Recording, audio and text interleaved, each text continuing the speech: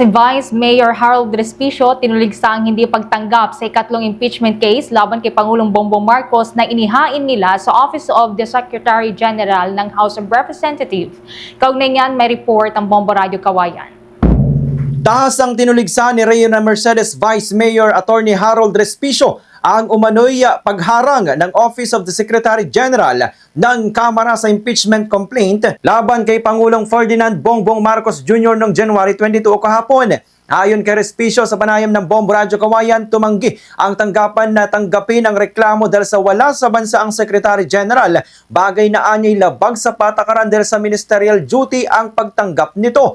Binanggit niyang huling araw na ng paghahain na naturang petsa matapos maisampa ang isang kulang na reklamo noong Lunes. Kung agad itong nirefer sa Committee on Justice, papasok ang 1-year bar rule na magbabawal ng panibagong impeachment complaint.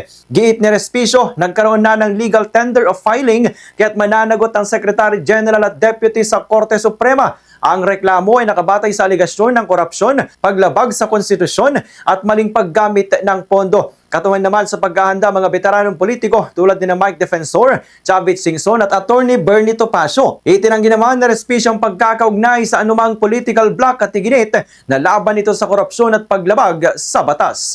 Hindi po! Isa po ako sa mga elected official na lumalaban ng harap-harapan at lantaran laban kay Ferdinand Bongbong Marcos Jr. Kahit magkasama pa kami Ilocano, pareho pa kami ng kulay maitim, kasama rin natin si Governor Chavit. Ito lamang ay pinapakita natin na wala na silang maayos na impluensya sa Pilipinas. Kahit ang kanilang mga kababayan, kasamang Ilocano, kasama sa buong Pilipinas, kahit mga elected officials dito sa ating bansa, pinaka-maimpluensyang mga abogado at politiko sa ating bansa ay naghahawak kamay at nagsasama-sama at gumagawa kami ng statement na hindi na namin tinatanggap ang garapalang pagnanakaw na pinapabayaan ng administrasyon na ito, kaya dapat maalis si Presidente Ferdinand Bongbong Marcos Jr. Yan ang ulat mula rito sa Bombo Radio Kawayan para sa Bombo Network News. Ako si Bombo Jason Felin nagulat.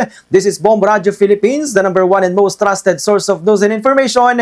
Basta Radio Bombo. For the most trusted source of news and information, visit our website at www.bomboradio.com. Follow us on Bombo Radio mobile app, Facebook, YouTube, TikTok, and X, formerly Twitter.